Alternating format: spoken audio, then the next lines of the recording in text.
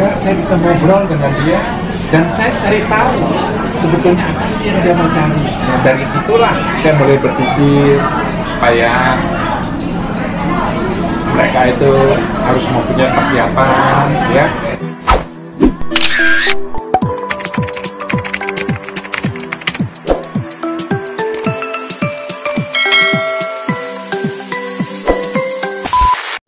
Halo teman-teman, kembali lagi ke channel aku Ika Rasti ya. Di video kali ini aku mau bincang-bincang sama Pak Chandra. Karena sehat. Sehat, baik.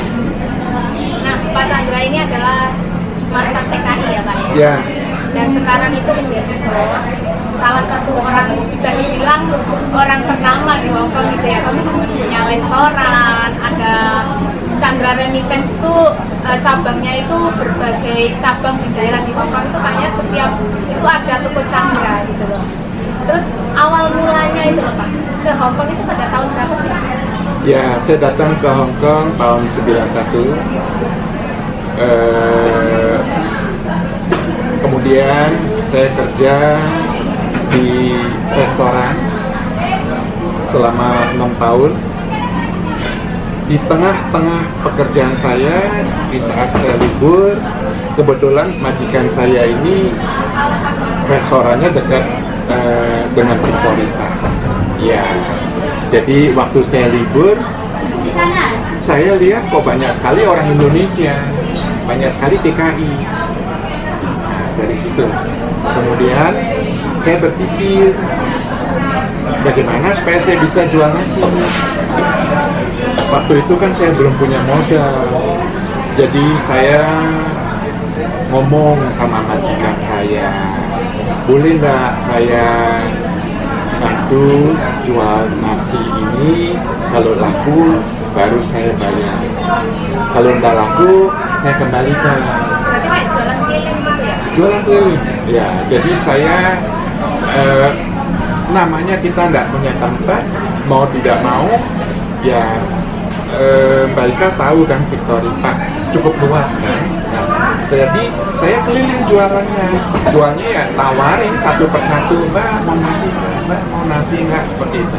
Berarti zaman dulu itu orang jualan sebanyak sekarang gitu. Victoria sekarang banyak beberapa masih sedikit Pak. Waktu dulu tahun 93 lah ya, TKI itu tentu belum sebanyak sekarang. Tahun itu berkisar sekitar puluhan ribu. Jadi yang jualan, ya kalau kita bandingkan sama sekarang ini, tentu beda bumi dan langit ya. Jadi boleh bilang yang jual nasi waktu itu hanya beberapa orang aja. Jadi nggak terlalu banyak saingan. Betul, iya. Terus kok bisa? Itu kan sekarang Pak Chandra udah residen Hongkong ya Pak. Ya. Itu prosesnya itu gimana? Soalnya kan kalau sekarang itu kalau nggak nikah sama orang sini itu kan nggak bisa ya. Sementara Pak Chandra ini kan orang Indo kayak gitu. Prosesnya itu gimana itu ceritanya? Ya, panjang sekali Mbak Ika, nggak mudah ya. Karena perjalanan hidup saya untuk mengajukan visa ini itu hampir 2 tahun proses di imigrasinya. Karena untuk merubah visa TKI menjadi residen Hongkong ini, saya harus memenuhi banyak sekali pertanyaan-pertanyaan yang saya harus isi, lampirkan untuk diserahkan ke imigrasi. Seperti itu. Ya.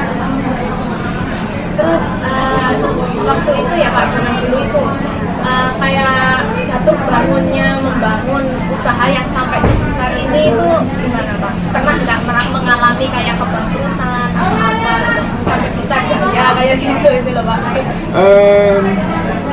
Mungkin saya sedikit cerita dulu ya, kalau menanyakan masalah ini ya. Berbisnis itu kita harus jeli, kita harus pandai membaca keadaan, kita harus tahu apa kebutuhan manusia. Ini kuncinya saya, di saat itu saya berpikir seperti itu. Ya, kayak membaca peluang, melihat peluang. Ya. Jadi apa sih yang saya kepikiran muncul di saat itu, kebiasaan hidup manusia. Apa saja yang dibutuhkan, nah barang itulah yang saya jual. Jadi dikarenakan saat itu masih belum begitu banyak saingan, jadi apa yang saya lakukan, apa yang saya usahakan, meskipun saya usaha sendiri, meskipun nggak punya toko, tapi saya bersyukur laku sekali. Ya, bahkan TKI yang rumahnya, yang tempat tinggalnya jauh-jauh, semua datang ke Causeway Bay untuk mencari saya, untuk beli barang saya. Tentu barang apa sih yang saya jual pada saat itu? Di antaranya tabloid. Salah satu di antara itu. Kan Belum ada Facebook, belum ada HP, ya kan? Jadi tabloid yang saya jual. Terus satu apa lagi? Kaset. Ya, kaset, ya kaset tape biasa. Ya, masih zaman Walkman waktu itu. Ya kan? Saya kepikiran begini, TKI ini kan butuh hiburan. Jadi kangen juga lagu-lagu Indonesia. Jadi saya datangkan itu, kaset itu. Kemudian dari kaset saya pikir lagi yang lain apa? Saya pikir lagi obat-obatan. Nah, kemudian jamu. Nah, lalu kosmetik. Ya seperti itu.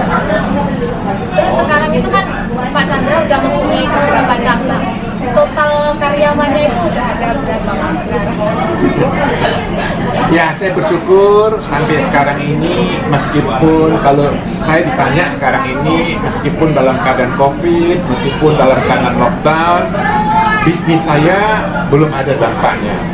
Ya, bersyukur banget belum ada dampaknya, dan sampai sekarang ini saya belum sampai mengurangi gaji karyawan atau mengeluarkan karyawan, sama sekali belum, ya, meskipun dalam kondisi keadaan seperti momen COVID ini. Terus pertanyaan yang terakhir Pak, pesannya buat teman-teman yang maksudnya ingin pulang ke Indonesia itu seperti apa? Kalau kepingin membuka usaha gitu, pesannya Pak Chandra buat teman-teman. Mbak, terus terang saya senang Mbak Ika tanya saya seperti ini. Saya tidak tahu, hati kecil saya selalu ingin mendorong orang untuk maju. Hati kecil saya selalu ingin melihat orang sukses. Sehingga saya banyak bergaul sama DKI di Hong Kong. Bayangkan hidup saya juga lahir dari seorang DKI dan bergaul selama hampir 25 tahun hidup saya sama DKI di sini. Jadi separuh usia saya boleh bilang saya tinggal di Hong Kong sudah hampir 30 tahun. Jadi pergaulan saya semua sama TKI. Jadi saya kenal betul apa yang ada di dalam pemikiran TKI, ya, jiwa mereka seperti apa. Saya kenal betul. Sehingga meskipun saya tidak akrab sama dia, saya senang kalau mereka itu mau akrab dengan saya.